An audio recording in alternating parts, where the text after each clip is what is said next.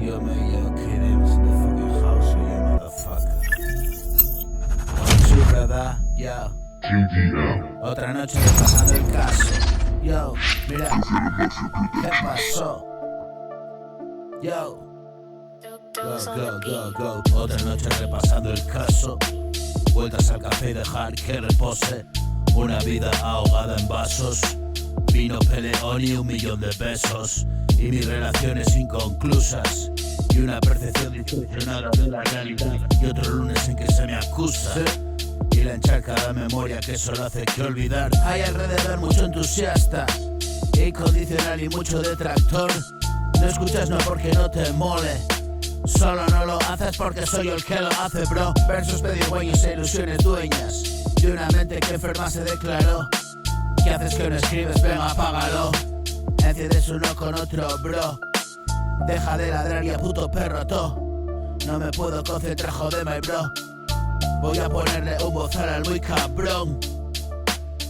Yo.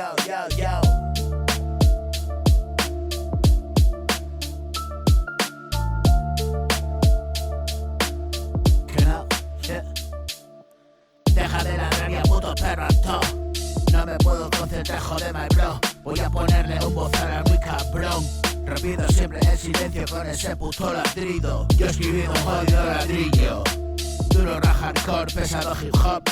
Soy el hijo puta de aquí abajo. Soy el rapazo de puto Calellón. Pasas por aquí, escribo estajo.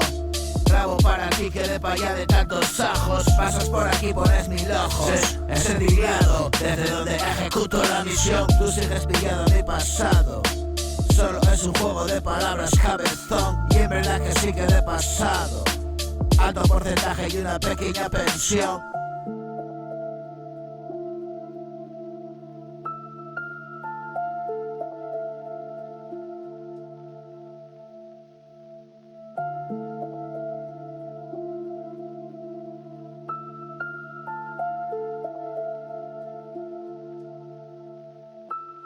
Así que no especules cómo me lo gano. Esto me da un extra y le reinvierto todo.